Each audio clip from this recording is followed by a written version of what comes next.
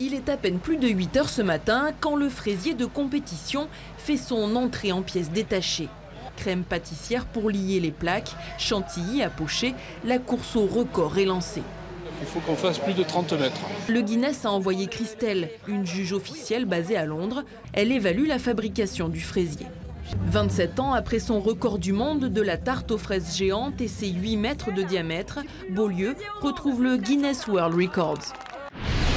Une soixantaine d'espèces vivent en harmonie avec la nature, à 2 pas de la présence humaine.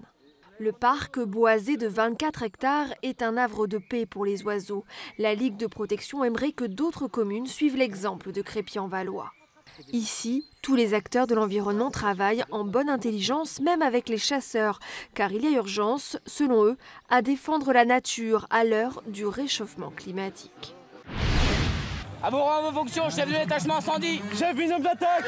C'est parti pour l'équipe de jeunes sapeurs-pompiers de Bourgueil, une des 55 équipes en lice pour ce concours départemental de manœuvre. Au menu, 2 épreuves, incendie et secourisme, à chacun son rôle sous l'œil attentif d'un jury. Des jeunes qui sont au cœur d'une politique offensive des pompiers d'Indre-et-Loire pour faire face à la pénurie de volontaires. Nous sommes à Locon, où un camp militaire a été reconstitué. Tout est fidèle, tout est d'époque, comme l'uniforme de ce figurant des fusiliers marins de la 2e DB du général Leclerc. Authentique aussi ce brassard des forces françaises de l'intérieur. Théo a 13 ans, comme certains jeunes messagers des FFI en 1944, et il le porte en hommage à leur bravoure. J'aimerais bien avoir ce courage. Départ du convoi vers le village de Vieille-Chapelle, et nous voilà dans une Jeep Willys qui servait de véhicule d'intervention rapide.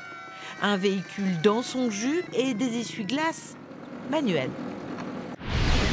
Nous voilà devant une cage au fort, entourée de prédateurs immobiles qui répandent innocemment un nectar fatal. Ici, les sarracénias, tachés d'une couleur rouge sang, attirent des mouches en sursis. Nous sommes cernés par les plantes carnivores, plus voraces qu'il n'y paraît, comme le révèle cette autopsie d'une tourbière de Caroline. Un espace luxuriant où il faut prendre le temps de s'arrêter sur les détails, noyés dans des perspectives verdoyantes, nuances de couleurs, matière, graphisme, le visiteur doit savoir ouvrir l'œil.